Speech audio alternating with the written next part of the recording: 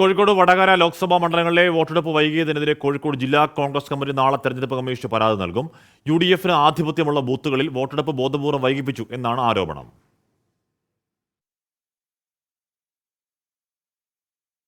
വോട്ടെടുപ്പ് നടപടിക്രമങ്ങളിൽ ഇത്രയും കാലതാമസം ഇതാദ്യം.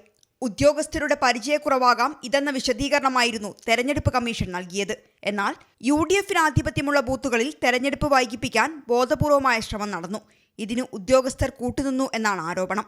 വോട്ടർ പട്ടികയിലെ ക്രമക്കേട്, നടപടിക്രമങ്ങളിലെ കാലതാമസം, ഓപ്പൺ വോട്ട് ക്രമക്കേട് എന്നിവയിലാണ് കോൺഗ്രസ് തെരഞ്ഞെടുപ്പ് കമ്മീഷന് പരാതി നൽകുക. അതായത് കേരളത്തിലെ മുഴുവൻ ഇലക്ഷൻ ഡെപ്യൂട്ടി തഹസിൽദാർമാരുടെ ഓഫീസുകളും CPMന്റെ വാർ റൂമുകളായിരുന്നു.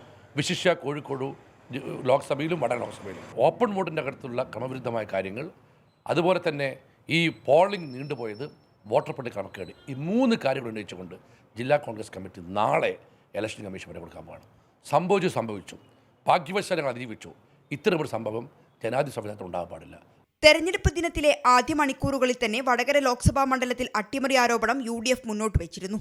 ലോക്സഭാ തെരഞ്ഞെടുപ്പ് വിലയിരുത്താൻ KPCC നേതൃയോഗം അടുത്ത മാസം 4-ന് തിരുവനന്തപുരത്ത് ചേരും.